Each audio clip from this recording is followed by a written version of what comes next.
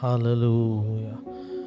ஸ்தோத்திரிக்கிறோம் இயேசுவே, உம்மை ஸ்தோத்திரிக்கிறோம், உம்மை ஸ்தோத்திரிக்கிறோம் ராஜா, உம்மை வாழ்த்துகிறோம் ஆண்டவரே, உம்மை வணங்குகிறோம் தகப்பனே, உம்மை உயர்த்துகிறோம், உம்மை புகழுகிறோம், உம்மை போற்றுகிறோம், உம்முடைய நாமத்தை நாங்கள் மகிமைப்படுத்துகிறோம். உம்மை தேடும்படியாய், உம்முடைய நாமத்தை உயர்த்தும்படியாய், உம்மை தொழுது கொள்ளும்படியாய் எங்களை கொண்டு வந்தவரே, உமக்கு நன்றி அப்பா. உமக்கு நன்றி செலுத்துகிறோம் ராஜா.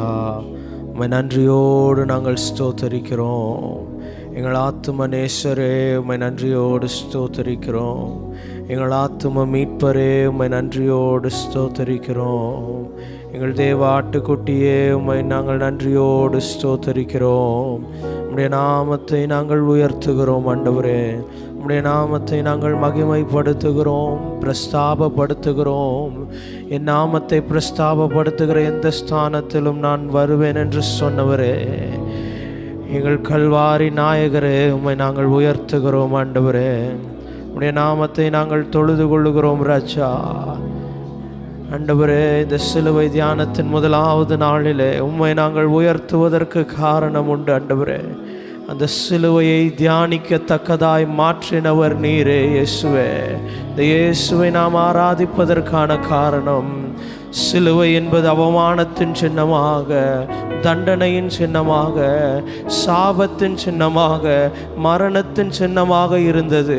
ஆனால் அதை ஆசீர்வாதத்தின் சின்னமாக, ஜீவனின் சின்னமாக, நம்பிக்கையின் சின்னமாக மாற்றினவர் இந்த இயேசு ஒருவரே.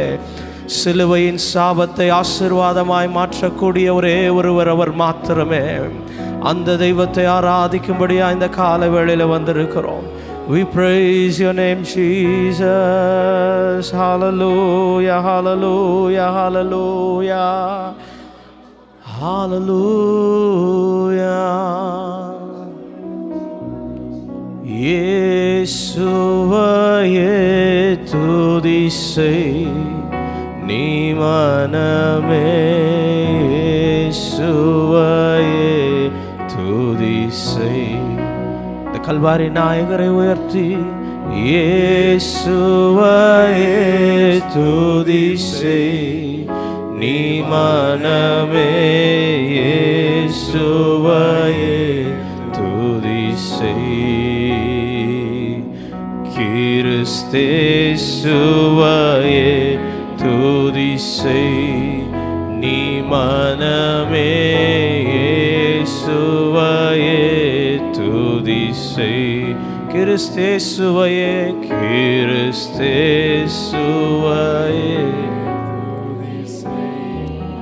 நீ மனமே, இயேசுவையே துதி செய். மாசனுகாத பராபர வஸ்து, மாசனுகாத பழுதில்லாதவரை உயர்த்தி தேவகுமாரன், இந்த நேசகுமாரனை உயர்த்தி மெய்யான கிறிஸ்து இயேசுவையே,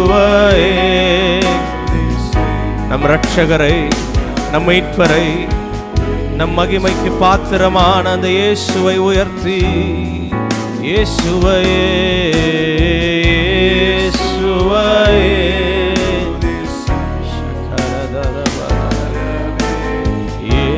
இயேசுவையே துதி செய். ஹல்லேலூயா. இந்த காலை வேளையிலே நாம் கூடி வந்திருப்பது இந்த சிலுவையை தியானிக்கும்படியாய். சிலுவையை தியானிக்கத்தக்க ஒரு சப்ஜெக்டா மாத்தினதே இந்த இயேசு கிறிஸ்து தான். சிலுவையின் நாயகர் இந்த இயேசு கிறிஸ்து தான். சிலுவையை நாம் தியானிப்பதற்கான காரணம் இயேசுவே. காரணம், மாசில்லாத பழுதில்லாத தேவாட்டுக்குட்டியானவர் நமக்காக இந்த சிலுவையிலே மரித்தாரே. அந்த தேவனை கனப்படுத்தி எல்லாரும் தேவ சமூகத்தில் எழும்பி நின்று இந்த இயேசுவை உயர்த்த போகிறோம். அவர் ஒருவரே பூரணமானவர், பூரண அழகுள்ளவர் அவர் ஒருவர் மாத்திரமே, மாசில்லாதவர் அவர் ஒருவர் மாத்திரமே, பிதாவால் ஏற்றுக்கொள்ளப்பட்ட பலி அவர் ஒருவர் மாத்திரமே. அவரை துதிக்க ஆரம்பிங்க. ஹல்லேலூயா. கிருபாதார பலியே உம்மை நாங்கள் உயர்த்துகிறோம் ராஜா. எங்கள் இடத்தை ஏற்றுக்கொண்டவரே உம்மை உயர்த்துகிறோம். எங்கள் மேல் வரவிருந்த ஆக்கினியை, தண்டனையை தம்மேல் ஏற்றுக்கொண்டவரே உம்மை நாங்கள் உயர்த்துகிறோம். ஆண்டவரே, தம்மை தாமே தாழ்த்தினவரே உம்மை நாங்கள் உயர்த்துகிறோம். பொறுமையும் நீடிய சாந்தமும் உள்ளவரே உம்மை நாங்கள் உயர்த்துகிறோம். மன்னிக்கிறதில் தயை பெருத்தவரே உம்மை நாங்கள் உயர்த்துகிறோம். தேவனுடைய நேசகுமாரனே உம்மை நாங்கள் உயர்த்துகிறோம். ஹல்லேலூயா, ஹல்லேலூயா, ஹல்லேலூயா, ஹல்லேலூயா, ஹல்லேலூயா, ஹல்லேலூயா. We praise your name, Jesus. அழகில் சிறந்தவரே உம்மை நாங்கள் உயர்த்துகிறோம். ஆத்துமனேஸ்வரே உம்மை நாங்கள் உயர்த்துகிறோம். அந்த இயேசுவை மகிமைப்படுத்தி, அழகானவர், அருமையானவர், இனிமையானவர், அழகானவர், அருமையானவர், இனிமையானவர், மகிமையானவர், மீட்பரானவர், மகிமையானவர், மீட்பரானவர், அவர் இயேசு, இயேசு, இயேசு, அவர் இயேசு, இயேசு, இயேசு. அழகானவர், அழகானவர், அருமையானவர், இனிமையானவர், அழகானவர், அருமையானவர், இனிமையானவர், மகிமையானவர், இயேசுவை உயர்த்தி, மீட்பரானவர், அவர் இயேசு, இயேசு, இயேசு, அவர் இயேசு, இயேசு, இயேசு. சேனைகளின் கர்த்தர் நம் மகிமையின் ராஜா, என்றும் நம்மோடு இருக்கும் இம்மானுவேலர். சேனைகளின் கர்த்தர் நம் மகிமையின் ராஜா, இம்மானுவேலர். இம்மட்டும் இனிமேலும் எந்த நேசர், இம்மட்டும் இனிமேலும் எந்த நேசர். என்னுடையவர், என் ஆத்மநேசரே, என்னுடையவர், என் ஆத்மநேசரே. அழகானவர், அருமையானவர், இனிமையானவர், அழகானவர், அருமையானவர், மகிமை நிறைந்த தேவனே உயர்த்துகிறோம் ராஜா. அவர் பிதாவினுடைய தற்சொரூபமாயிருக்கிறார். அதரிசனமான தேவனுடைய சொரூபமாயிருக்கிற இயேசுவை உயர்த்தி, அவரில் அழகின் பரிபூர்ணம் வெளிப்படுகிறதை எண்ணி பார்த்து, கண்மலையும் கோட்டையும் துணையுமானவர், ஆற்றி தேற்றி காத்திடும் தாயுமானவர், கண்மலையும் கோட்டையும் துணையுமானவர், ஆற்றி தேற்றி காத்திடும் தாயுமானவர், என்றென்றும் நடத்திடும் எந்தன் ராஜா. இயேசுவை உயர்த்துங்க. அந்த கல்வாரி நாயகனை உயர்த்தி, என்னுடையவர், என்னுடையவர், என் நேச கர்த்தரே, என்னுடையவர், என் நேச கர்த்தரே. அழகானவர், அருமையானவர், இயேசுவை மகிமைப்படுத்துகிறோம். பழுதில்லாத அந்த தேவாட்டுக்குட்டியை மகிமைப்படுத்துகிறோம். எங்களை மீட்க வந்த அந்த மீட்பரை நாங்கள் உயர்த்துகிறோம் என்று சொல்லி, மகிமையானவர், மீட்பரானவர், அவர் இயேசு, இயேசு, இயேசு, அவர் இயேசு, இயேசு, இயேசு. கல்வாரி மேட்டிலே, கொல்கதாவிலே, நேசரத்தம் சிந்தியே என்னை உணர்ந்து சொல்லலாமா? நமக்காய் தம்முடைய விலையேற பெற்ற இரத்தத்தை சிந்தினபடியால் பாவங்களை நீக்கும் சுத்திகரிப்பை உண்டு பண்ணினாரே.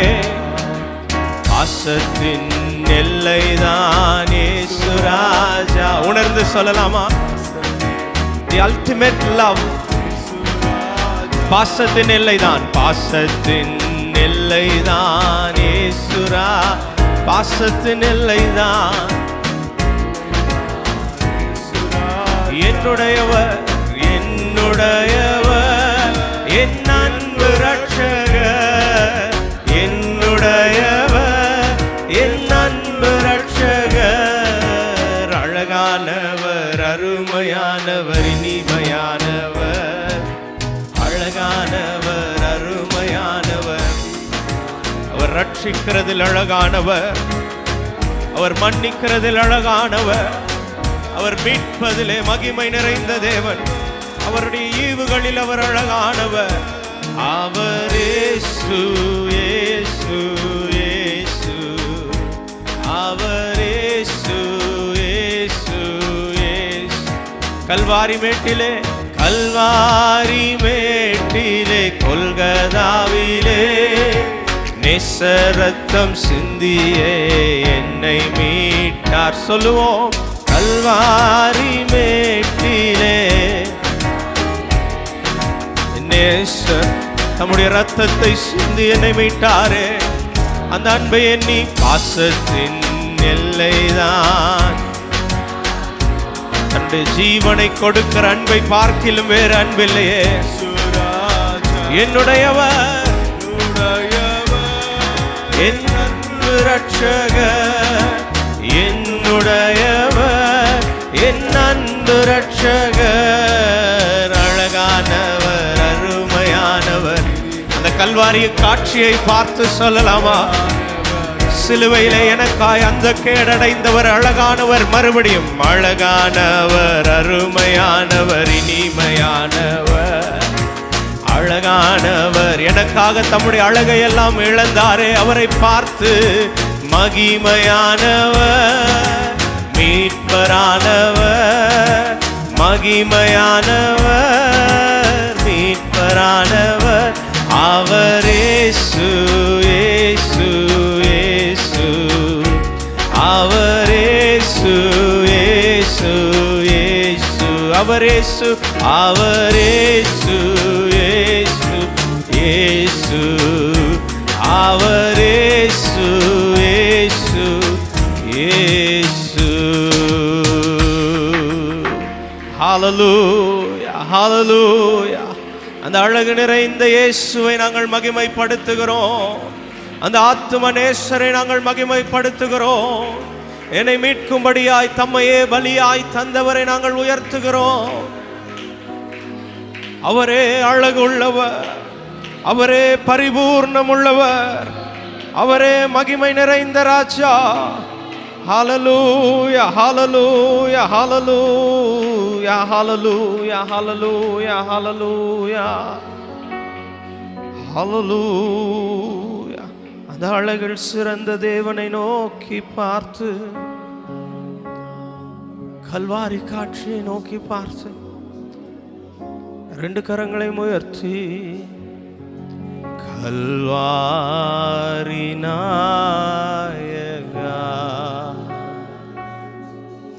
என் உள்ளம் ஆட்கொண்டீ, என்னை மீட்க மரித்தீ.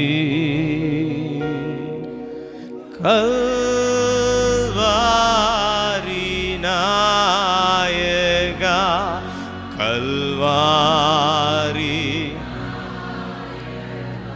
என் உள்ளம் ஆட்கொண்டவரே, என் உள்ளம். It is all about Jesus. என்னை மீட்க மரித்தீ,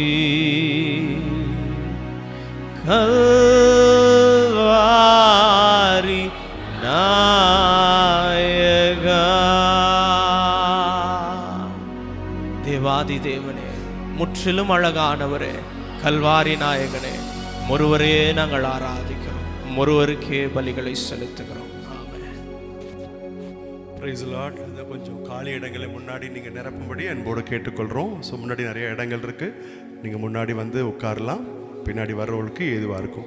முழங்கால் படியிடக்கூடியவர்கள் முழங்கால் படியிட்டு அந்த கால வேளையிலே ஆண்டவரை நோக்கி நாம் பார்ப்போம். ஆண்டவர் நமக்கு இந்த நாளில் நல்ல சுகம் பலன் ஜீவனை தந்து இந்த நாளிலே, இந்த முதலாவது நாளிலே, இந்த சிலுவை தியான கூட்டத்தில் ஆண்டவர் நம்மை கொண்டு வந்திருக்கிறார். அவருடைய பாடுகள், அவருடைய மரணங்களை நாம் நினைவு கூர்ந்து, அதனால தான் இந்த நாளிலே நம்ம ரட்சிக்கப்பட்டவர்களாக, அவருடைய பிள்ளைகளாக நாம் இருக்கிறோம், பரலோகத்துக்குரிய நம்பிக்கைக்குரியவர்களாக இருக்கிறோம். இந்த கைகளை உயர்த்தி ஆண்டவருக்கு நேராக, வானத்துக்கு நேராக, ஆண்டவரே இந்த கால வேளையில் எங்களை கொண்டு வந்ததற்கு நன்றி என்று சொல்வோமா? நன்றி ஆண்டவரே, எங்களை கொண்டு வந்ததற்காக நன்றி, எங்களை ரட்சித்ததற்காக நன்றி, பாவத்திலிருந்து விடுதலை தந்ததற்காக நன்றி, பாவ மன்னிப்பை தந்ததற்காக நன்றி, பரலோகத்துக்குரிய நம்பிக்கைக்குரியவர்களாக மாற்றினதற்காக நன்றி அப்பா. நல்ல சந்தோஷம் சமாதானத்தை தந்ததற்காக நன்றி. உள்ளத்தின் ஆழத்திலிருந்து உரத்த சத்தத்தோடு உடைய சமூகத்திலே நாங்கள் வந்திருக்கிறோம் ஆண்டவரே. எங்கள் தெய்வாதி தெய்வத்தை நோக்கி பார்க்க வந்திருக்கிறோம். அல்லேலூயா, நன்றியோடு துதிக்கிறோம் ஆண்டவரே. சிலுவையின் காட்சிகளை கண்களுக்கு முன்பாக கொண்டு வருகிறோம் ஆண்டவரே. எங்களுக்காக நீர் பட்ட பாடுகள், எங்களுக்காக நீர் வாங்கின ஆண்டவரே கசையடிகளை நாங்கள் நினைத்து பார்க்கிறோம் ஆண்டவரே. கடைசி சொட்டு ரத்தம் வரையும் எங்களுக்காக நீர் சிந்தினதை நினைத்து பார்த்து அந்த கல்வாரி தியாகத்தை நினைக்கிறோம் ஆண்டவரே. நாங்கள் ரட்சிக்கப்பட்டது எங்களுடைய கிரியைகளினாலே அல்லவே அல்லப்பா, எல்லாம் உம்முடைய கிருபை, உம்முடைய கிருபை. அதை நினைத்து நாங்கள் நன்றி செலுத்துகிறோம் ஆண்டவரே. இந்த கால வேளையில் நீர் எங்களை கொண்டு வந்ததற்காக நன்றி அப்பா. ஆண்டவரே, இந்த நாளுக்கு தேவையான கிருபைகளை நீர் ஆண்டவரே உம்முடைய பிள்ளைகளுக்கு நிறைவாய் தருவீராக, உம்முடைய பிள்ளைகளுக்கு நிறைவாய் தருவீராக. பிள்ளைகளுக்கு மேலே ஆண்டவரே உம்முடைய ஆசீர்வாதங்கள் இருக்கட்டும் ஐயா. இயேசுவின் மூலம் ஜெபம் கேளும் நல்ல பிதாவே, ஆமே. இந்த கால வேளையிலே பரிசுத்தத்திற்காக ஆண்டவர் சமூகத்தில் நம்ம சரண்டர் பண்ணி ஒப்பு கொடுத்து, ஆண்டவரே இந்த கால வேளையில் அப்பா என்னை வெறுமையாக்குறேன், என்னை பரிசுத்தப்படுத்துங்கப்பா என்று சொல்லி கைகளை உயர்த்தி நம்ம ஜெபம் பண்ணலாமா? ஆண்டவரே, இந்த கால வேளையில பரிசுத்தத்திற்காக நாங்கள் ஜெபிக்கிறோம் ஆண்டவரே. இந்த நாளிலே அப்பா இரத்தத்தினாலே ஒரு விசை ஆண்டவரே எங்கள் பாவங்களை கர்த்தர் கழுவுவீராக ஆண்டவரே, கழுவுவீராக, எங்களை பரிசுத்தப்படுத்துவீராக, எங்களை சுத்தப்படுத்துவீராக. பரிசுத்தத்திற்கென்றே எங்களை அழைத்த தேவன் ஆண்டவரே, ஆண்டவரே பரிசுத்தம் உள்ளவன் இன்னும் பரிசுத்தம் ஆகட்டும் என்று சொன்னீங்களே. நான் பரிசுத்தர் ஆகையால் எனக்கு ஏற்ற பரிசுத்தராய் இருங்கள் என்று சொன்னீங்களே. இந்த காலவேளையிலே நாங்கள் எங்களை சாஷ்டாங்கமாய் ஆண்டவரே உம்முடைய கரங்களிலே படைக்கிறோம். எங்களை பரிசுத்தப்படுத்துங்கப்பா ஆண்டவரே. உண்மையுள்ளவர்களாக ஜீவிக்க உதவி செய்யும், உதவி செய்வீராக. இயேசுவின் மூலம் ஜெபம் கேளும் நல்ல பிதாவே, ஆமே. இந்த காலை வேளையிலே சமாதானத்துக்காக நம்ம ஜெபம் பண்ணலாம். வேண்டிய சமாதானத்தை நம்முடைய இருதயங்களில் ஆண்டவர் தரணும், நம்ம குடும்பங்களில் தரணும், நம்ம வேலைகளில் தரணும், நம்முடைய தொழில்களில் தரணும், நம்ம சபைக்கு ஆண்டவர் தரணும். கைகளை உயர்த்தி ஜெபிப்போம். ஹல்லேலூயா, ஆமென். நன்றியோடு துதிக்கிறோம் ஐயா. என்னுடைய ஜனங்கள் சமாதான தாபரங்களில் நிலையாய் வசிக்கக்கூடிய இடங்கள்ல, அமைதியாய் இருக்கக்கூடிய இடங்கள்ல இருப்பாங்கன்னு சொன்னீங்களா ஆண்டவரே. இந்த காலை வேளையில் ஜெபிக்கிறோம். எல்லா சமாதான சீர்கேடுகள் இயேசுவின் நாமத்தினாலே வெளியேறுவதாக. சாத்தான் கொண்டு வருகிற எல்லா விதமான ஆண்டவரே சமாதானத்துக்கு ஆண்டவரே எதிர்த்து காரியங்களை செய்கிற காரியங்களை கர்த்தர் மாற்றி, சமாதானத்தின் தேவன் என்னுடைய சமாதானத்தையே வைத்து போகிறேன், உலகம் கொடுக்கிற பிரகாரம் நான் கொடுக்கிறதில்லை என்று சொன்னீங்களே. உடைய தெய்வீக சமாதானத்துக்காக இந்த காலவெளியில ஜெபிக்கிறோம் ஆண்டவரே. ஆண்டவரே, ஒவ்வொரு குடும்பங்கள்ல தாங்கப்பா, ஒவ்வொரு மனிதர்களுக்கும் கர்த்தர் தந்து ஆண்டவரே நீர் ஆண்டவரே ஒவ்வொருவரையும் ஆசீர்வதிக்க வேண்டும் என்று ஜெபிக்கிறோம். கிருபை தாங்கட்டும். இயேசுவின் மூலம் ஜெபம் கேளும் எங்கள் நல்ல பிதாவே, ஆமேன், ஆமேன். காலை வேளையிலே ஆண்டவர் சமூகத்தில் இந்த நாளின் கையின் கிரியைகளை கர்த்தர் ஆசீர்வதிக்கணும். நம்முடைய வேலைகள், தொழில்கள், ஊழியங்கள், கடமைகள் எல்லாம் ஆசீர்வதிக்கப்படணும். கைகளை உயர்த்தி ஜெபம் பண்ணுவோம். அன்பின் பரலோக பிதாவே, உம்மை நன்றியோடு துதிக்கிறோம் ஆண்டவரே. இந்த காலை வேளையிலே ஆண்டவரே, ஆண்டவரே இந்த வேளையிலே ஆண்டவரே ஆசீர்வாதத்தை தருகிற தேவன். கர்த்தருடைய ஆசீர்வாதமே ஐஸ்வர்யத்தை தரும், அதனோடு வேதனை குட்டார் என்று எழுதியிருக்கிறபடி கர்த்தர் இந்த நாளிலே உடைய ஆண்டவரே ஆசீர்வாதத்தை கர்த்தர் அனுப்பும்படி நாங்கள் ஜெபிக்கிறோம் ஆண்டவரே. ஆண்டவரே, இந்த நாளிலே எங்கள் கைகளின் கிரியைகளை கர்த்தர் நிகழவிடாதிருப்பீராக. ஒவ்வொரு பிள்ளைகளையும் ஆசீர்வதிப்பீராக. இந்த நாள் அவர்கள் செய்கிற வேலைகளை ஆசீர்வதியும், அன்றைய தொழில்களை ஆசீர்வதியும், கடமைகளை கர்த்தர் அபரிவிதமாய் ஆசீர்வதிப்பீராக, ஊழியங்களை ஆசீர்வதிப்பீராகப்பா. ஆண்டவரே, உம்முடைய ஆசீர்வாதத்தினாலே எப்பொழுதும் ஆண்டவரே உம்முடைய பிள்ளைகளுடைய வீடு நிலைத்திருக்க கர்த்தர் செய்யும். ஆண்டவரே உம்முடைய கிருபை அவர்களோடு இருந்து உம்முடைய நாமத்தை மாத்திரம் உயர்த்தத்தக்கதாக கர்த்தர் உதவி செய்யும்படியாய் ஜெபிக்கிறோம். இயேசுவின் மூலம் ஜெபம் கேளும் எங்கள் நல்ல பிதாவே, ஆமென். நாம் இந்த வேளை காலை வேளையில் நம்முடைய பிள்ளைகளை அவனுடைய கரங்களில் ஒப்பு கொடுத்து ஜெபம் பண்ணலாம். அநேகர் எக்ஸாமுக்கு ஆயத்தமாயிட்டு இருக்காங்க, ப்ராக்டிக்கல் எக்ஸாம்ஸ் நடந்துட்டு இருக்கு. கர்த்தர் நம்முடைய பிள்ளைகளை ஆசீர்வதிக்கும்படியாக கைகளை உயர்த்தி நாம் ஜெபம் பண்ணுவோம். அன்பின் பரலோக பிதாவே, இந்த காலை வேளையில் எங்கள் பிள்ளைகளுக்காக வருகிறோம் ஆண்டவரே. உங்களுக்காகவும் பிள்ளைகளுக்காகவும் அழுங்கள் என்று சொன்னீங்களப்பா. இந்த காலை வேளையில் எங்கள் பிள்ளைகளை உடைய கரங்களில் ஒப்பு கொடுத்து ஜெபிக்கிறோம். எங்கள் பிள்ளைகளை கர்த்தர் ஆசீர்வதிப்பீராக. ஒரு சந்ததி அவரை சேவிக்கும், தலைமுறை தலைமுறையாக ஆண்டவருடைய சந்ததி எனப்படும் என்று எழுதியிருக்கிறபடி எங்களுடைய சந்ததியார் கர்த்தரின் சந்ததியாராக, கர்த்தரை சேவிக்கிற சந்ததியாராக, ஆசீர்வதிக்கப்பட்ட சந்ததியாராக, பரிசுத்தமுள்ள சந்ததியாராக இருக்க கர்த்தர் நீர் உதவி செய்யும் ஜெபிக்கிறையா. எங்கள் பிள்ளைகள் ஞானத்திலும் வளர்த்தியிலும் தேவ கிருபையிலும் மனுஷர் தயவிலும் அதிகமாக விருத்தி அடைய உதவி செய்யுங்கப்பா. உயர் ஸ்தானங்களில் வருவார்களாக. வேலை இல்லாத பிள்ளைகளுக்கு வேலை வாய்ப்பை தாரும். அன்று திருமணத்துக்காக காத்திருக்கிற பிள்ளைகளுக்கு திருமண காரியங்கள் ஒழுங்கு செய்யப்படட்டும் ஆண்டவரே. ஆண்டவரே, இந்த காலவெளியிலே எக்ஸாம் எழுதுற பிள்ளைகள் ஒவ்வொருவரையும் கரங்களை ஒப்பு கொடுக்கிறோம். ஒவ்வொரு பிள்ளைகளையும் ஆசீர்வதியும் ஆண்டவரே. நன்றாக ஆயத்தமாகி ஆண்டவரே தேர்வுகளை எழுத கர்த்தர் பிள்ளைகளுக்கு உதவி செய்யும். நல்ல மதிப்பெண்களோடு வெற்றி பெற உதவி செய்யும். உடைய கிருபை தாங்கி வழி நடத்தி நாமத்தை கர்த்தர் நீர் மகிமைப்படுத்திக் கொள்ளும்படியாய் ஜெபிக்கிறோம். இயேசுவின் மூலம் ஜெபம் கேளும் எங்கள் நல்ல பிதாவே, ஆமென். காலை வேளையில வியாதியஸ்தர்களுக்காக, பலவீனப்பட்டவர்களுக்காக நம்ம ஜெபம் பண்ணலாம். சபையில் இருக்கிறாங்க எல்லாருக்காகவும் கைகளை உயர்த்தி உள்ளத்தின் ஆழத்திலிருந்து ஜெபத்தை ஏறெடுக்கும்படி கேட்கிறேன். அன்பின் பரலோக பிதாவே, இந்த காலை வேளையில வியாதியஸ்தர்களுக்காக, பலவீனப்பட்டவர்களுக்காக ஜெபிக்கிறோம்.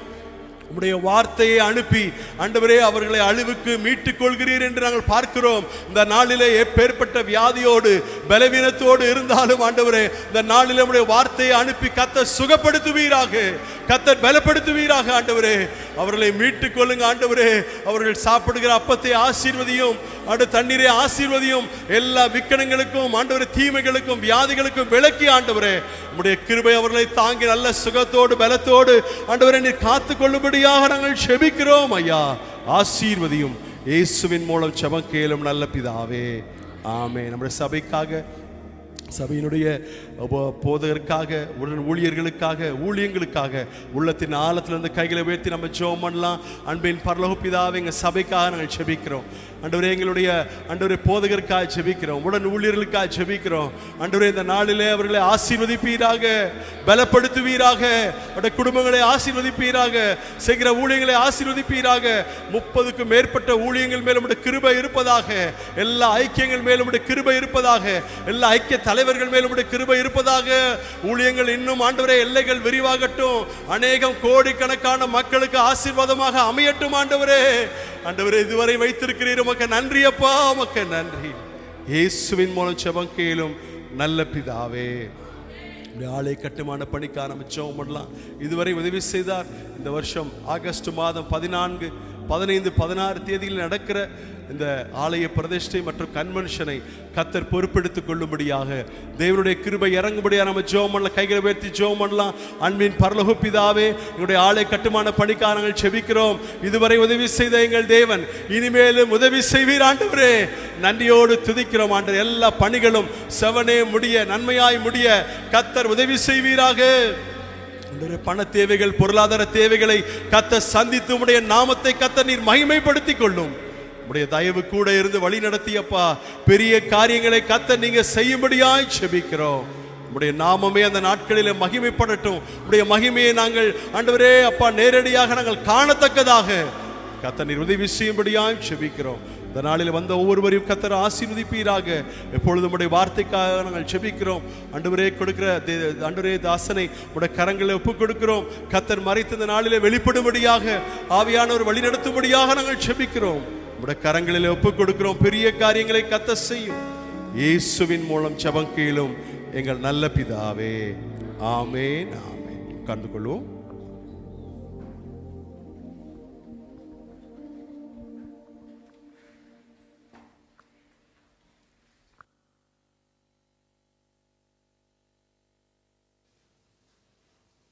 ஹல்லேலூயா. ஆண்டவருடைய பரிசுத்த நாமத்திற்கு கனமும் மகிமையும் துதியும் ஸ்தோத்திரமும் இன்றும் என்றும் சதா காலங்களும் உண்டாவதாக.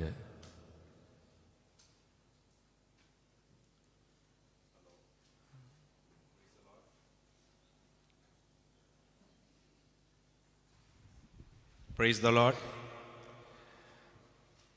இந்த காலவேளையிலேயும் இந்த ஆண்டினுடைய சிலுவை தியான கூட்டத்திற்கு வந்திருக்கிற உங்கள் ஒவ்வொருவரையும் இயேசுவின் நாமத்தில் அன்போடு வாழ்த்துகிறேன், வரவேற்கிறேன். I greet everyone that has come this morning for the cross devotions. கர்த்தர் தாமே இத்தனை ஆண்டுகள் நம்மை நடத்தி வந்தவர். இந்த ஆண்டும் தம்முடைய வார்த்தையை கொண்டு கர்த்தர் நம்மோடு இடைபடுவாராக. The Lord has been with us for so many years, and through these words He will also continue to be with us this year. இந்த ஆண்டினுடைய தியானத்தை இங்கே மாத்திரமல்ல, ஆவடியிலேயும் வேப்பம்பட்டிலேயும் ஆன்லைன்லேயும் பார்த்து கொண்டிருக்கிற எல்லாரையும் இயேசுவின் நாமத்தில் வாழ்த்துகிறேன். I greet and bless everyone that are listening to this devotion, sitting at Avadi, sitting at Melpakam, Vepampattu, and for people at online. கர்த்தர் தாமே நம்ம எல்லாரோடும் இன்றைக்கு இடைபடுவாராக. May the Lord interface with each one of us today morning. கையில் diary எடுத்துகிட்டு வந்துருங்க, காலையில் notes எடுங்க, ஆண்டவருடைய வார்த்தையை நாம் கற்றுக்கொள்வோம். Please bring your diaries, take notes, and let's learn the word of God together. 1 கொரிந்தியர் 2ஆம் அதிகாரம் 2ஆம் வசனம். Let's turn to 1 Corinthians chapter number 2 verse number 2. இயேசு கிறிஸ்துவை சிலுவையில் அறையப்பட்ட அவரே அன்றி வேறு ஒன்றையும் உங்களுக்குள்ளே அறியாதிருக்க தீர்மானித்தேன்.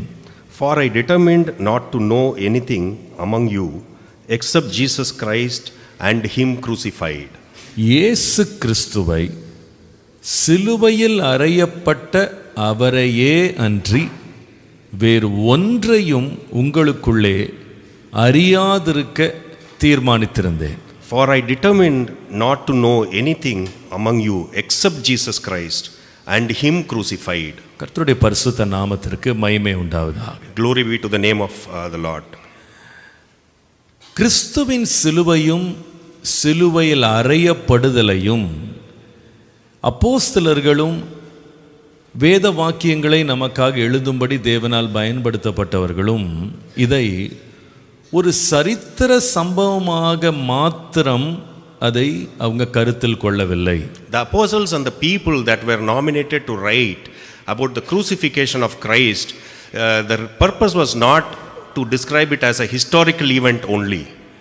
இதனுடைய சாராம்சத்தை பார்க்கும் பொழுது அவருடைய எல்லா பிரசங்கத்திலேயும் இயேசுவின் சிலுவையையும் சிலுவையில் அறையப்படுதலையும் அவருடைய மைய கருத்தாக மைய பொருளாக அவங்க பிரசங்கங்களில் வைத்து கொண்டிருந்தாங்க. If you see the summary of all this preaching by these people, the crucifixion was the central theme of all their preaching. அவர்களுடைய எல்லா பிரசங்கங்களிலே அஸ்திபாரமாக சிலுவையே வைத்திருந்தாங்க. In all their messages, cross was the foundation of all the messages.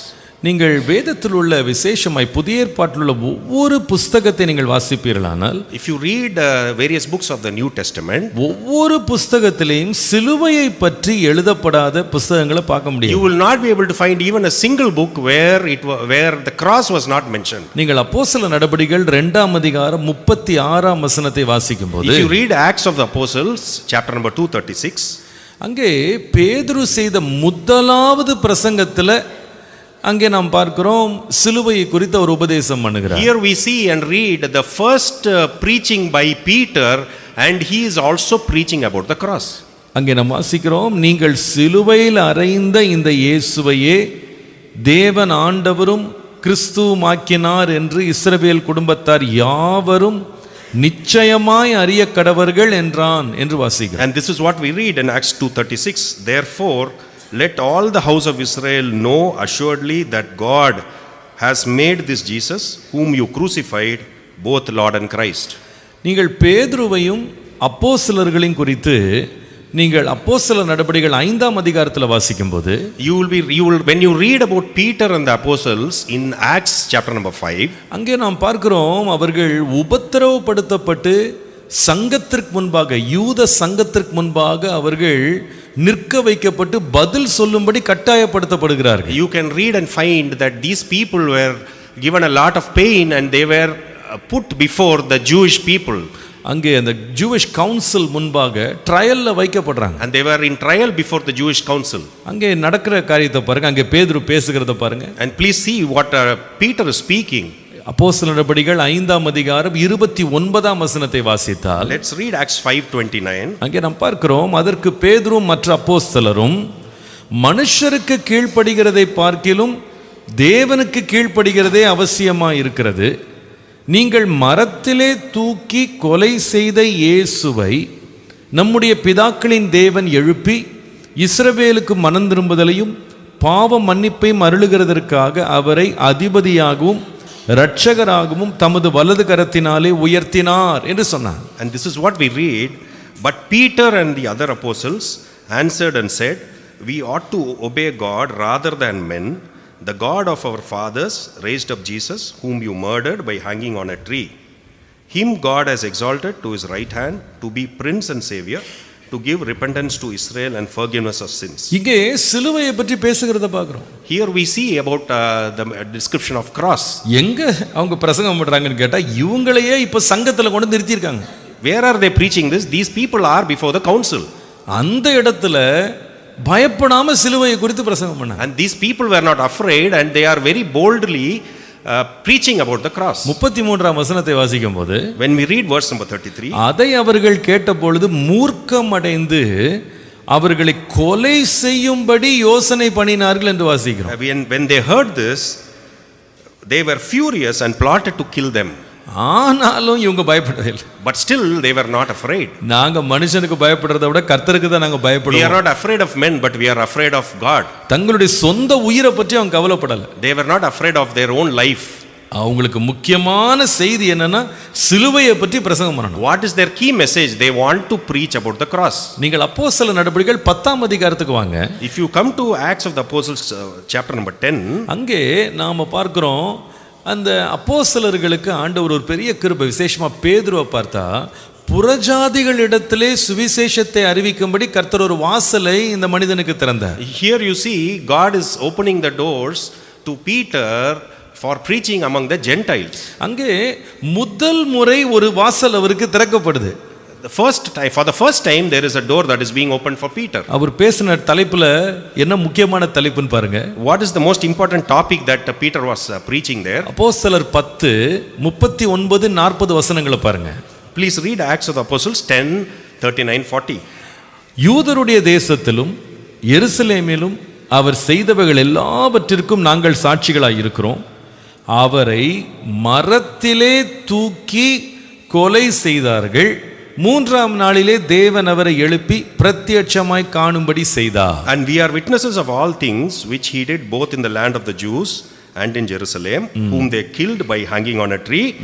Him God raised up on the third day and showed him openly. மரத்திலே தூக்கி கொலை செய்தார்கள். They hung him on a tree and killed them. யூதர்களுக்கு பிரசங்கம் பண்ண விட்டா சிலுவையை பத்தி தான் பேசினாங்க.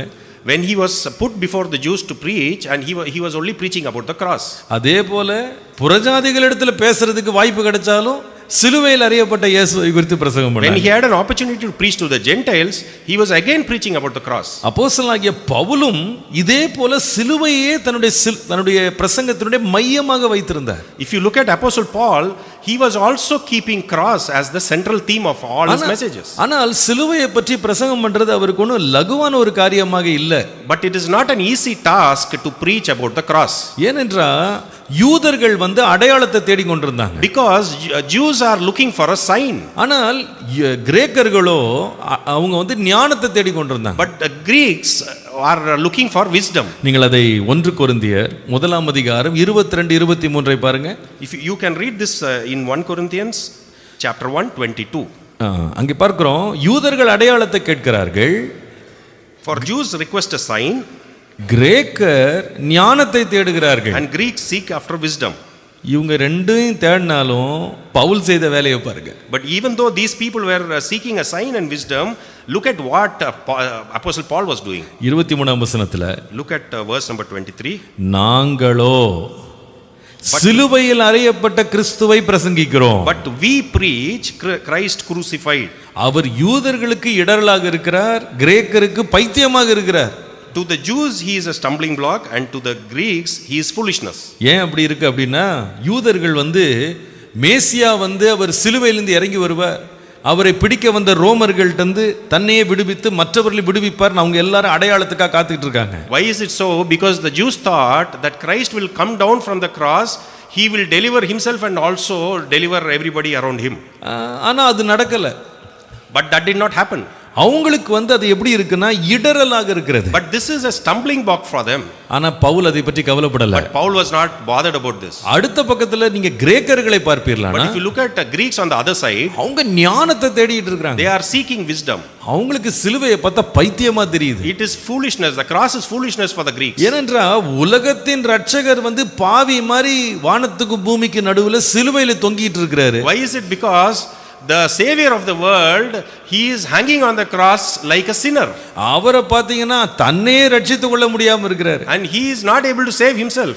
இவர் எப்படி உலகத்தை ரட்சிக்க போறார்? How is he going to save the world? அவங்களுக்கு இயேசுவின் சிலுவையை பார்க்கும்போது அது பைத்தியமாக தெரிந்தது. So when they look at the cross of Jesus, it looks like foolishness for them. ஆனால் பவுல் யூதருக்கு இடரலாகவும் கிரேக்கருக்கு பைத்தியமாகவும் தெரிந்த சிலுவையின் உபதேசத்தை பற்றி பேசுவதற்கு அவர் தயங்கவே இல்லை. But if you look at Paul, he was not worried to preach about the cross, which was a stumbling block for the Jews and foolishness for the Greeks. ஏன் இப்படி இவர்கள் வரிஞ்சு கட்டிக்கிட்டு சிலுவையை பற்றி இவ்வளவு ஆணித்தரமா பிரசங்கம் பண்ணாங்க? Why are they so strong and fervent in preaching about the cross? ஒரு பக்கம் பார்த்தா சிலுவையை பத்தி பேசினா உங்களுக்கு நிறைய உபத்திரம் வருது. On one side, when they talk about cross, they are put into trouble. ஒரு பக்கம் பார்த்தா சிலுவையை பற்றி பேசினா ஜனங்க இவங்க சொல்றதை கேட்க மாட்டேங்கிறாங்க. On the other side, whenever they talk about the cross, whenever they preach about the cross, the people are not listening to them. கிரேக்கர்கள் அவர்களை அசட்டை பண்றாங்க. And the Greeks are very casual and ignoring them. அவங்கள பார்த்தா ஏதோ பைத்தியக்காரத்தனமான ஒரு காரியத்தை பேசிட்டு இருக்காங்கன்னு சொல்லி கிரேக்கர்கள் நினைக்கிறாங்க. And the Greeks think that these people are talking foolish things. ஆனா அந்த நிமித்தமும் இவங்க தொடர்ந்து ஏன் சிலுவையை பற்றி பேசினாங்க? But in spite of all this, why are they continuing to preach about the cross? அதனுடைய விடையை இன்றைக்கு நாம ஆரம்பிக்க போறோம். We are going to describe and find the answer to these questions. இன்னைக்கு நாம ஒரு படியாக ஒவ்வொரு நாளும் ஒரு சில நிமிடங்கள் மாத்திரம் அந்த அதிகாலையிலே தியானிக்க போகிறோம். We are going to meditate step by step about these things on these morning devotions going forward. கலாத்தியர் 1ஆம் அதிகாரம் 3 முதல் 5 வசனங்களை நாம் பார்க்கலாம். Let us turn to Galatians chapter number 1 verses 3 to 5. கலாத்தியர் 1:3 முதல் 5. Galatians chapter number 1 3 to 5. பிதாவாகிய தேவனாலும் நம்முடைய கர்த்தராகிய இயேசு கிறிஸ்துவினாலும் உங்களுக்கு கிருபையும் சமாதானமும் உண்டாவதாக. Grace to you and peace from God the Father and our Lord Jesus Christ. அவர் நம்மை இப்பொழுது இருக்கிற பொல்லாத பிரபஞ்சத்தினின்று விடுவிக்கும்படி நம்முடைய பிதாவாகிய தேவனுடைய சித்தத்தின்படியே நம்முடைய பாவங்களுக்காக தம்மை தாமே ஒப்பு கொடுத்தார். Who gave himself for our sins that he might deliver us from this present evil age according to the will of our God and Father. அவருக்கு என்றென்றைக்கும் உள்ள சதா காலங்களிலும் மகிமை உண்டாவதாக. To whom be glory forever and ever. Amen. கர்த்தருடைய பரிசுத்த நாமத்திற்கு மகிமை உண்டாவதாக. Glory be to the name of the Holy God. 4ஆம் வசனத்துல ஒரு பகுதியை உங்களுக்கு சுட்டிக்காட்ட விரும்புறேன். I would like to point your attention to verse number 4, one portion of verse number 4.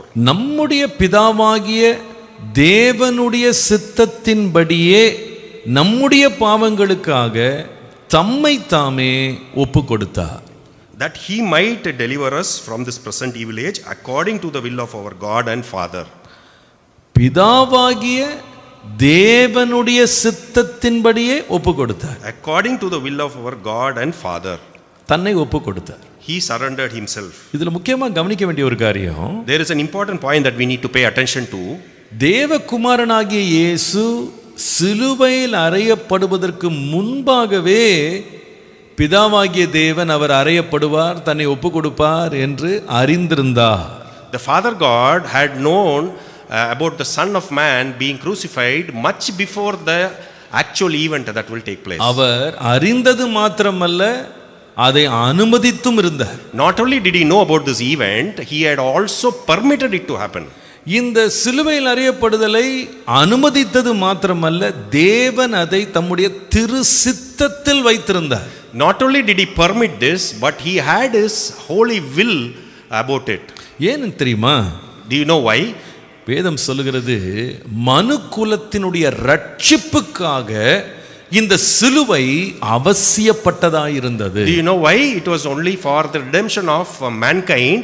The cross was extremely important. இப்பொழுது 4ஆம் வசனம் வாசித்து பாருங்க. Now let us read verse number 4. நம்மை இப்பொழுது இருக்கிற பொல்லாத பிரபஞ்சத்திலிருந்து, உலகத்திலிருந்து விடுவிக்கும்படியாக தம்மை ஒப்பு கொடுத்தார். That he might deliver us from this present evil age. கர்த்தருடைய பரிசுத்த நாமத்திற்கு மகிமை உண்டாவதாக. Glory be to the holy name of God. அப்போ எதற்காக சிலுவை என்றால் ரொம்ப முக்கியமானது, நம்முடைய ரட்சிப்புக்காக. So why are we talking about the cross? Most importantly, it is for our salvation. கர்த்தருடைய பரிசுத்த நாமத்திற்கு மகிமை உண்டாவதாக. Glory be to the holy name of God. நான் நினைக்கிறேன், இந்த உலகமே கண்டுபிடித்த பொல்லாத ஒரு செய்கையில ஒன்று சிலுவையில் அறையப்படுற ஒரு செய்கை. I believe that one of the most evil things that people have invented was putting somebody on the cross. ஆனால் அந்த சிலுவையின் மூலமாக இந்த உலகத்துக்கே ரட்சிப்பு கொடுக்க வேண்டும் என்று தேவன் முன்குறித்திருந்தபடியால் அதை தேவன் அனுமதித்தார். But because God had foreseen that redemption will happen through cross, Father God had permitted this event to happen. ஒரு பக்கம் அது ரொம்ப கொடுமையாக நம்முடைய கண்களுக்கு தெரிந்தாலும், On one side it looked very very horrible and evil to our eyes. நான் நினைக்கிறேன், நமக்கு தேவன் கொடுத்த மிகப்பெரிய ஈவு இந்த சிலுவை. But then I strongly believe that this is the greatest gift of God. Cross is the greatest gift of God. Hallelujah. Hallelujah. இதற்காக நடந்த முதலாவது காரியத்தை இன்னைக்கு நம்ம தியானிக்க போறோம். Today we are going to meditate on the first thing about this cross. இன்னைக்கு என்னுடைய தியானத்தின் தலைப்பு, The topic of today's devotion, சிலுவை என்பது நம் ரட்சிப்புக்காக கொடுக்கப்பட்ட விலைக்கிரயம். cross is the price of our salvation. சிலுவை என்பது நம்முடைய ரட்சிப்புக்காக கொடுக்கப்பட்ட விலைக்கிரயம். The cross is the price of our salvation. கர்த்தருடைய பரிசுத்த நாமத்திற்கு மகிமை உண்டாவதாக. Glory be to the holy name of God. ஏன் இதை சொல்லுகிறேன்? Why am I saying this? நாம் வாசித்த அந்த வேத பகுதியிலே வாசிக்கிறோம். When we read the verse, the Bible verse, கலாத்தியர் 1:4, when we read Galatians 1:4, நம்முடைய பாவங்களுக்காக தம்மை தாமே ஒப்பு கொடுத்தார். that he might deliver us from this evil age, present evil age, according to the will of our God and Father. No, he gave himself for our sins. நம்முடைய பாவங்களுக்காக தம்மை தாமே ஒப்பு கொடுத்தார். For our sins he gave himself. கர்த்தருடைய நாமத்துக்கு மகிமை உண்டாவதாக. Praise be to the holy name of அப்ப God. நம்ம ரட்சிக்கிறதுக்கு கொடுக்கப்பட்ட விலை என்னவென்றால் இயேசுவின் ஜீவன். But what is the price that was paid to save us? It was the life of Jesus. அதை எப்படி கொடுத்தாரா? How did he give it? தம்மை தாமே கொடுத்தாரா. He gave himself.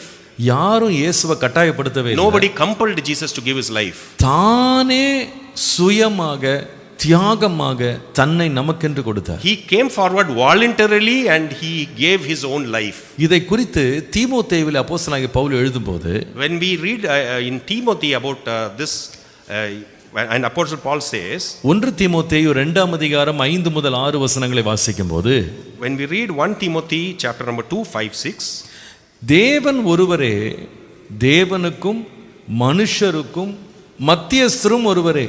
For there is one God and one mediator between God and men, 6ஆம் வசனத்துல, the man Christ Jesus.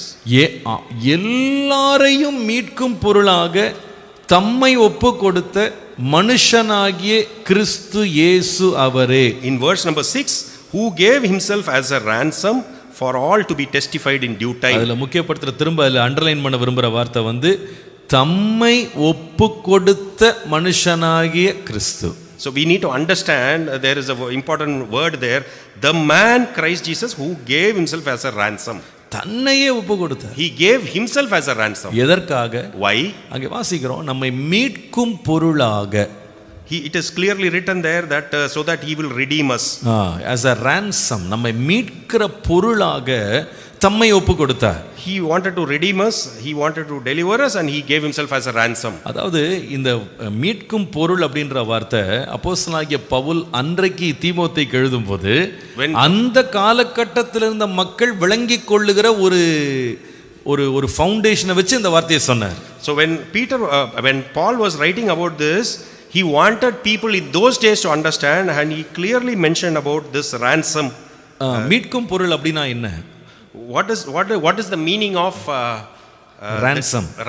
அந்த ransom அப்படின்றது என்னன்னா ஒரு அடிமையை அடிமைத்தனத்திலிருந்து விடுவிக்கிறதற்கு கொடுக்கப்படுகிற விலை.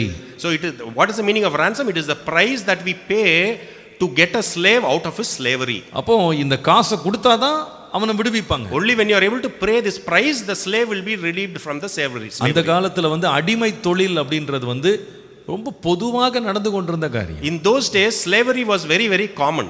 வியாபாரிகள் என்ன பண்ணுவாங்கன்னா, எப்படி ஒரு ஊர்ல போய் பொருளை வாங்கிட்டு ஒரு மார்க்கெட்ல விற்கிறாங்களோ அதை போல விற்கக்கூடிய மக்கள் மற்ற ஊர்களில் இருப்பாங்க. தங்க பிள்ளைகளை காசுக்கு விற்றுருவாங்க. அந்த பிள்ளைகளெல்லாம் கொண்டு மார்க்கெட்டில் கூண்டில் வச்சு அடைச்சி விற்றுட்டு இருந்தாங்க. So in those days when people do business, there are people that sell their own children, and those children are brought to the marketplace, and those children will be sold as slaves. ரொம்ப ஏழையான மக்கள் என்ன பண்ணுவாங்கன்னா தங்களையே விற்றுருவாங்க. Very poor people will even sell themselves. அதாவது அவங்கள கொண்டு போய் எனக்கு இந்த விலை கொடுத்தீங்கன்னா நான் வர்றேன் வேலைக்குன்னுவாங்க. அவங்கள உடனே எடுத்துட்டு போயிட்டு வேற ஊர்ல கொண்டு போய் விற்பாங்க. And these people will go and tell to these businessmen that if you are able to pay a price, I will sell myself, and these people are taken as slaves to the marketplace. அதே போல யுத்தத்துக்கு ஒரு தேசம் போகுமானா அந்த யுத்தத்துல அந்த நாட்டில் இருக்கிற மக்கள் விசேஷமா ஏழைகள் எல்லாரையும் நல்ல திடகாத்திரமா உடம்பு இருந்துச்சுன்னா அவங்கள கைது பண்ணி கொண்டு மார்க்கெட்ல அவங்கள அடிமைகளாக விற்பாங்க. In the same manner, when a nation goes to war, they'll go to a place and take all the strong people who are weak and people who are poor. They will get those strong people and bring them to the marketplace. இப்போ இந்த ஜெயித்த நாட்டில் இருக்க மக்களுக்கு ஒரே சந்தோஷம். So the people of the winning country will be very extremely happy. நம்ம நாடு போய் சண்டை போட்டு மலிவு விலையில நமக்கு வேலை செய்யறதுக்கு ஆளெல்லாம் பிடிச்சு வந்திருக்காங்க. So we have gone to wage war and we have got people that will fight for us at a very very low price. நமக்கு வேலை செய்யறதுக்கு ஆட்களை பிடிச்சிட்டு வந்திருக்காங்க. So we have got people that will work for us at a very very low price. ஏன்னா இவங்க எல்லாம் பாத்தீங்கன்னா கைதிகளாக பிடிச்சிட்டு என்ன விலைக்கு அடிமாட்டு விலைக்கு விற்பாங்க. So they'll get them as prisoners and they'll be able to sell them at a very very cheap price. இவங்களுக்கு என்னன்னா இந்த அடிமைகளை மார்க்கெட்ல வாங்கும்போது மாச சம்பளம் கொடுக்க வேண்டியது இல்ல. So for the advantage for these people is that when they buy these slaves from the market, they need not pay them a monthly salary. அவங்களுக்கு ஒரு முறை காசு கொடுத்துட்டா காலமெல்லாம் அவனுக்கு அடிமை தான். So they will be only paying a one time upfront price, and these people are slaves forever. இதெல்லாம் நமக்கு இன்னைக்கு புரிந்து கொள்றதே நம்மளால முடியல. It is very difficult for us to understand in the present times. ஆனா அன்றைக்கு அந்த அடிமைகளை வாங்கிட்டு வந்தவங்களுடைய கால்ல ஒரு காப்பு மாதிரி ஒன்னு போட்டுருவாங்க. இரும்புல காப்பு கட்டிடுவாங்க. But then if you see the slaves that are people are brought as slaves, they will have an iron ring that will be put to their legs. அதுல செயினை வச்சு ராத்திரி கட்டி கம்பத்துல கட்டி வச்சிருவாங்க. And there will be a chain that will be put to this ring, and it will be tied to a wooden post. ராத்திரி தப்பிச்சு ஓடிர கூடாது. So that they will not run away in the night. இந்த அளவுக்கு மோசமான நிலையில் அடிமைகள் இருந்தாங்க. This was the very very poor state of affairs, and this is how these slaves were treated. இந்த அடிமைகளை தப்பித்து செல்றதுக்கு விடுவிக்கப்படுறதுக்கு வழியே கிடையாது. There is no way these people can escape and be exempted or delivered. ஆனா ஒரே ஒரு வழி இருக்கு. But there is only one way. என்ன தெரியுமா? Do you know what? உதாரணமா இவங்கள 50 ரூபாய்க்கு இவங்க வாங்கி இருந்தாங்க அப்படினா, for example, if these people were purchased for 50 rupees, அந்த எஜமான் சொல்லுவான், என் அடிமையை வேணா நான் விக்கிறேன், நான் 50 ரூபாய்க்கு இல்ல 100 ரூபாய்க்கு விக்கிறேன், வாங்கிக்கிறீங்களான்னு கேட்பான். But then the master will say, I am willing to sell this slave, but then you should be willing to pay 100 rupees. அல்லது அவன் சொல்லுவான், வாங்கி 10 வருஷம் ஆகி போச்சு, ஓல்டு, இப்போ செகண்ட் ஹேண்ட் இவரு, அதனால நீ 50 ரூபாய் இல்ல ஒரு 30 ரூபாய் கொடுத்தீங்கன்னா உங்களுக்கு கொடுத்துறேன். Or there is another possibility, this guy is 10 years old, so maybe he is treated as a second hand, so instead of 50 you will pay 30. பாருங்க, இது நம்ம கார் விக்கிற மாதிரி தான். This is like how we sell cars. அப்போ இவர்கள் மேல் அன்பு வச்ச யாராவது ஒருத்தர் சரி நான் வாங்கிக்கிறேன்னு சொல்லி ransom, அந்த மீட்கும் பொருளை கொடுத்துட்டாங்கன்னா அவ்வளவுதான், செயினை கட்டி அனுப்பிச்சு விட்டுருவாங்க. So if there is somebody that loved the slave, they will come and pay the required price, and they will pay the ransom, and then they will be able to deliver and free up this particular slave. இதுல நடக்கிறது என்னன்னு சொன்னா, So what is happening here? இந்த அடிமைகள் வந்து இந்த எஜமானுக்காக வேலை செய்ய அங்க எங்க போறாங்க பாத்தீங்களா? So you know what, these people, these slaves are working for the master and they go to various places. அப்ப அங்க யாராவது ஒரு தனவந்தனை பார்க்கும்போது அவங்ககிட்ட நல்லா பழகிட்டாங்க அப்படின்னா அந்த தனவந்தன் இந்த ஆள் மேல ரொம்ப இரக்கமாயிருவாரு. And when they work, when they go to work in these various places, and if they find a wealthy man, and if this man like the slave, then he is prepared to pay the price and get the slave. அப்போ அந்த தனவந்தன் வந்து நினைப்பாரு, இவன் பாவம் இவ்வளவு கஷ்டப்படுறான், விசாரிப்பாரு, என்னப்பா உனக்கு வேலைலாம் எப்படி இருக்குன்னா, ரொம்ப கஷ்டப்படுறாங்க, எனக்கு வெளியே வர முடியலன்னு அப்படி அவன் சொல்லிட்டான் அப்படின்னா, when this wealthy man likes the slave, he starts talking to the slave and says, how is everything going, and then I am not able to come out, then the wealthy man is prepared to pay a price to redeem him. அந்த எஜமான் என்ன சொல்லுவார்னா, பரவாயில்லப்பா நான் வந்து பேசுறேன் அப்படின்னு சொல்லிட்டு, சில தனவந்தன்கள் என்ன பண்ணுவான்னா இரக்கத்தினால காசை கொடுத்து வாங்குற மாதிரி வாங்கி நீ திரும்ப ஊருக்கே போயிடுன்னு சொல்லி அனுப்பி விட்டுருவாங்க. So these wealthy men, if they have mercy on these people, they will go and then buy them for a price and then free up the slave and say you can go back to your own villages. அதுதான் ransom. This is the meaning of ransom. Pavul இதை use பண்ணி சொல்றாரு.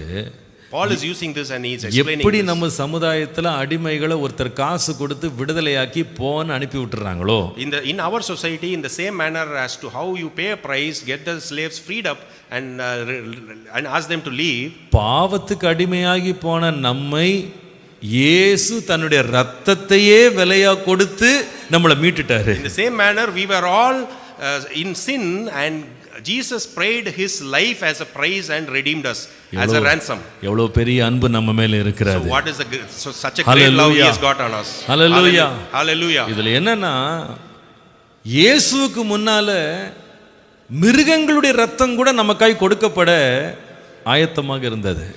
In place of Jesus, even the blood of animals could be shed. ஆனா நீங்க எபிரேயர் 10ஆம் அதிகாரம் 1ஆம் வசனம் வாசித்து பாருங்க. But if you read Hebrews chapter 10 verse number 1, அங்கே நியாயப்பிரமாணத்தை குறித்து அந்த ஆக்கியோன் எழுதுகிறார். here we are reading about the law. அவர் சொல்லுகிறார், நியாயப்பிரமாணமானது வரப்போகிற நன்மைகளின் பொருளாயிராமல் இவைகளின் நிழலாய் மாத்திரம் இருக்கிறபடியால் வருஷந்தோறும் இடைவிடாமல் செலுத்தப்பட்டு வருகிற ஒரே விதமான பலிகளினாலே அவைகளை செலுத்த வருகிறவர்களை ஒரு காலும் பூரணப்படுத்த மாட்டாது. For the law, having a shadow of the good things to come and not the very image of the things, can never with these same sacrifices which they offer continually year by year make those who approach perfect. இப்ப இரண்டாம் வசனம் நான் வாசிட்டு நான் உங்களுக்கு விளக்குறேன். I will read verse 2 and then explain. பூரணப்படுத்துமானால் ஆராதனை செய்கிறவர்கள் ஒரு தரம் சுத்தமாக்கப்பட்ட பின்பு இன்னும் பாவங்கள் உண்டென்று உணர்த்தும் மனசாட்சி அவர்களுக்கு இல்லாதிருப்பதினால் அந்த பலிகளை செலுத்துகிறது நிறுத்தப்பட்டிருக்கும் அல்லவா? For then would they not have ceased to be offered? For the worshippers, once purified, would have had no more consciousness of sins. அப்படி நிறுத்தப்படாதபடியால் பாவங்கள் உண்டென்று அவைகளாலே வருஷந்தோறும் நினைவு கூறுதல் உண்டாயிருக்கிறது. Verse number 3, but in those sacrifices there is a reminder of sins every year. அல்லாமலும் காளை வெள்ளாட்டுக்கடா இவைகளுடைய இரத்தம் பாவங்களை நிவிர்த்தி செய்ய மாட்டாதே. For it is not possible that the blood of bulls and goats could take away sins. இது என்ன சொல்ல வர்றாரு தெரியுமா? Do you know what இந்த இஸ்ரவேல் ஜனங்க நியாயப்பிரமாணத்தின் கீழே இருக்கும் பொழுது காளை வெள்ளாட்டுக்கடாவுடைய இரத்தம் இவர்களை விடுவிக்கிறதுக்காக கொடுக்கப்பட்டது. The meaning is that when the Israelites were under the law, the blood of bulls and goats were shed to redeem them. ஆனா என்ன பிரச்சனைனா, இந்த வெள்ளாட்டுக்கடாவும் இந்த காளையினுடைய ரத்தமும் கொடுக்கப்பட்டாலும் பாவங்களுக்குன்னு தண்டனைக்காக இது கொடுக்கப்பட்டாலும் அவங்க மனசாட்சியில விடுதலை கிடையாது. But there is a problem. Even though the blood of bulls and goats were shed for redemption, there will not be deliverance from their conscience. மனசாட்சியில அதே ஞாபகம் தான் இருக்கு. But they have the same thoughts, the old thoughts in their conscience. நான் ஒரு பாவி, நான் ஒரு பாவி, நான் ஒரு பாவி. And the thought is that I am a sinner, I am a sinner and I am a sinner. அதனால தான் பாருங்க 3ஆம் வசனத்துல பாவங்கள் உண்டென்று வருஷந்தோறும் நினைவு கூறுதல் உண்டாயிருந்தது. Hence we read in verse number 3, but in those sacrifices there is a reminder of sins every year.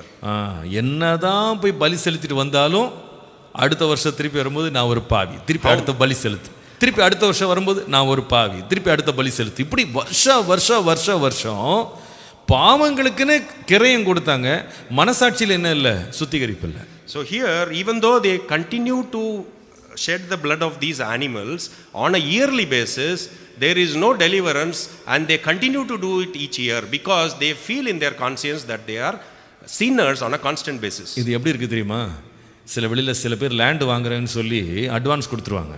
So this is very similar to imagine there is a person that he is paying an advance to purchase a land. ஆனா அவர்ட்ட வந்து மொத்த பணத்தையும் வாங்குற காசு கிடைக்கல. And he did not have the total amount of money that is required to purchase the land. அவர் என்ன பண்றாருன்னா ஒவ்வொரு வருஷமும் சொல்றாரு, நான் வந்து இந்த வருஷம் வாங்கிடுறேன், இந்த வருஷம் வாங்கிடுறேன், இந்த வருஷம் வாங்கிடுறேன், தான் கிடைச்ச காசெல்லாம் கொஞ்சம் கொஞ்சமா கொடுத்துட்டு இருக்காரு. And he tells the seller that I will buy it this year, I will buy it this year, and he pays the money in installments. ஆனா எவ்வளவு கொடுத்தாலும் கேட்கப்படுகிற கிரயத்தை கொடுக்க முடியல. In spite of giving so many installments, he is not able to match the total amount. அதேதான் அன்னைக்கு நடந்தது. The same thing happened in those days. இவங்க வருஷம் பலி செலுத்துறாங்க. On a yearly basis they were giving sacrifices. ஆனா மனசாட்சி அதே மாதிரி தான் இருக்கு. But then their conscience continues to be the same. அவங்களுக்கு விடுதலை கிடைக்கவே இல்லை. They were not able to get deliverance. கடைசில பார்த்தா இவங்க இத்தனை வருஷம் செலுத்தின பலி வந்து அவர்களை பூரணப்படுத்துறதுக்காக கொடுக்கப்படலையா, இது நீ வரப்போகிற இயேசுவின் பலிக்கு முன்னடையாளமாக இருந்தது, அவ்வளவுதான். So the whatever sacrifices were given for so many years did not get them the deliverance, but it was foretelling the blood of Jesus that is going to come in the future. Hallelujah. Hallelujah. இது என்ன சொல்லுச்சுன்னா, நீ எவ்வளவு கொடுத்தாலும் வெளியே வர முடியாது. This tells very clearly that in spite of giving any amount of sacrifice, you will not be able to get deliverance. இது எல்லாத்துக்கும் இயேசு ஒருத்தர் பின்னாடி வந்துட்டு இருக்கிறார். There is a person called Jesus who is coming later to pay the price. அவர் வரும்போது when he comes, பாவத்திலிருந்து உன்னை விடுவிக்கிறது மாத்திரமல்ல, not only will he deliver you from sin, பாவத்தினால் கரைபட்ட மனசாட்சியை கூட அவர் சுத்திகரிச்சிருவார். he will be able to remove the stain that is there in the conscience. Hallelujah. Forever. Hallelujah. அதனால என்ன ஆயிடுதுன்னா, இயேசு வந்ததுனால பாவத்திலிருந்து விடுதலை மாத்திரம் இல்ல, பாவத்தினால் கரைபட்ட மனசாட்சியிலிருந்து கூட கர்த்தர் நமக்கு விடுதலை தருகிறார். And hence when Jesus came and shed his blood, he is not only delivering us from sin, but he is also delivering us from the stain that is there in the conscience. அதனால தான் நான் சொல்லுவேன், இயேசு நமக்காக தம்முடைய இரத்தத்தை கொடுத்த விலையை போல யாரும் கொடுக்கவும் முடியாது, கொடுத்ததும் இல்லை. And hence the price that or the ransom that Jesus paid for us cannot be paid by anybody else. Hallelujah. Hallelujah. Hallelujah. Hallelujah. நம்ம இன்னைக்கு ஆண்டவரை ரொம்ப துதிக்கலாம் தெரியுமா? Do you know why we need to praise this God? எனக்கு தேவன் கொடுத்த விலை வருஷந்தோறும் அல்ல, ஒரே தரம் எனக்காக கொடுத்து முடிச்சிட்டார். It is because the price or the ransom that Jesus has paid is not on a yearly basis but a one time upfront payment. என்னை முற்றிலும் விடுதலையாக்கி விட்டார். And he has fully delivered us completely. என்னை ஆண்டவர் விடுதலையாக்கிட்டார். He has completely delivered நிறைய பேர் நம்ம வந்து இயேசுவினுடைய விடுதலையை நம்ம முழுசா புரிஞ்சுக்காதனால இன்னும் நம்ம பாவியா இருக்கிறோமான்னு யோசிச்சுக்கிட்டே இருக்கிறோம். Many of us have not fully understood the meaning of the deliverance, and hence many continue to think that we are sinners. ஒருவேளை ஆண்டவர் இன்னும் நம்மளை மன்னிக்காம சில காரியங்களை வச்சிருக்கிறாரோ. So we continue to think, that there are still some more sins that have not been forgiven. ஆண்டவர் முழுசா கழுவிட்டாரா இல்லையா? Did God completely wash me or not? நான் உங்களுக்கு சொல்றேன், இயேசு கொடுத்த விலை பகுதி விலை அல்ல, முழு விலையும் கொடுத்து முழுவதுமாக விடுவிச்சிட்டார். So I want to tell you that he has not paid a partial price, but he has paid the full price and delivered us from sin. ஏன் தெரியுமா? அவர் கொடுத்த இரத்தம் விலையேற பெற்றது. That is because the price of his blood cannot be valued. அவர் அவ்வளவு விலை உயர்ந்த அந்த இரத்தத்தை நமக்கு கொடுத்தார். So the price of his blood is extremely expensive. Hallelujah. Hallelujah. அதை எனக்காக கொடுத்து என்னை முழுவதும் விடுவித்தார். He has paid that, he has shed that blood for me, and he has completely delivered me. எல்லாரும் எழும்பி நின்று கர்த்தரை ஸ்தோத்திரம் பண்ணலாம். Can we all stand up and praise God? அந்த விலையேற பெற்ற இயேசுவின் இரத்தத்திற்காக நன்றி செலுத்துவோம். Let us praise God. Let us thank God for that great blood that he has shed for us. ஓ எவ்வளவு பெரிய கிருபை பெற்றவர்களாய் நாம் இருக்கிறோம். What a huge amount of grace we have received. Hallelujah. Hallelujah. விலையேற பெற்ற திரு இரத்தமே அவர் விலாவினின்று பாயுதே. விலையேற பெற்ற திரு இரத்தமே அவர் விலாவினின்று பாயுதே. விலையேற பெற்றோனாய் என்னை மாற்ற விலையாக ஈந்தனரே. விலையேற பெற்றோனாய் என்னை மாற்ற விலையாக ஈந்தனரே. இந்த உலகத்துல நமக்காக 10 நிமிஷம் கொடுக்கிறதுக்கே மனுஷன் யோசிக்கும் போது, In this world, when people think so many times to even spare 10 minutes for us, தேவன் நமக்காக தன் ஜீவனையே கொடுத்தார். God has given his own life for us. தன்னுடைய ரத்தத்தை நமக்கு விலையாய் கொடுத்தார். He has given his blood for us. நம்மை முழுவதுமாய் மீட்டெடுத்திருக்கிறார். He has redeemed us completely. ஏன் தெரியுமா? நம்மை விசேஷித்தவர்களாய் கர்த்தர் கருதுகிறார். Do you know why? It is because we are special people. கரங்களை உயர்த்தி இயேசுவுக்கு நன்றி சொல்லுவோமா? Shall we raise our hands and thank நன்றி Jesus? இயேசுவே, நன்றி இயேசுவே, Thank you Lord. Thank you நன்றி Lord. இயேசுவே, Thank you Lord. நன்றி இயேசுவே, Thank you Lord. Thank you Lord. நன்றி இயேசுவே, நன்றி Thank you Lord. Thank you Lord. Thank you Lord. அன்பின் ஆண்டவரே, இந்த காலை வேளையிலே உம்மை நாங்கள் நன்றியோடு துதிக்கிறோம். Father God, we thank you in this morning hour. இந்த நாளிலேயும் சிலுவையிலே நீர் எங்களுக்காக கொடுத்த விலை மதிப்பில்லாத உம்முடைய இரத்தத்திற்காக நன்றி. We thank you for the ransom that you paid for us on the cross. ஆண்டவரே, இதற்கு நாங்கள் தகுதியற்றவர்கள். Lord, we are not deserving this. ஆனால் நீர் எங்கள் மேல் வைத்த அன்பு மிகவும் பெரியது. But the love that you have poured on us is extremely expensive. It அதை is great. நினைத்து எங்கள் வாழ்நாள் எல்லாம் உமக்கு நன்றி செலுத்துவோம். We are reminded of that and we are going to glorify you and thank you for our entire lives. ஆண்டவரே, இந்த விலையினால எங்கள் பாவங்கள் நிவிர்த்தியாக்கப்பட்டது மாத்திரமல்ல, ஆண்டவரே எங்கள் துர்மனசாட்சியையும் நீர் சுத்திகரித்ததுக்காக நன்றி. Not only did you pay the ransom and deliver us from the sin, you have also cleansed us from our conscience. ஆண்டவரே, நீர் எங்களுக்கு தந்த இந்த விலையேற பெற்ற ரட்சிப்புக்காக நன்றி. Lord, we thank you for this wonderful salvation that you have given us. ஆண்டவரே, இந்த ரட்சிப்பிலே நாங்கள் களிகூர எங்களுக்கு கிருபை தார். Lord, help us to rejoice in this salvation. தொடர்ந்து எங்களோடு இடைப்படும். Continue to talk to us. இயேசுவின் நாமத்தில் பிதாவே. In Jesus' name. Amen. Amen. Amen. Amen. Amen. Amen.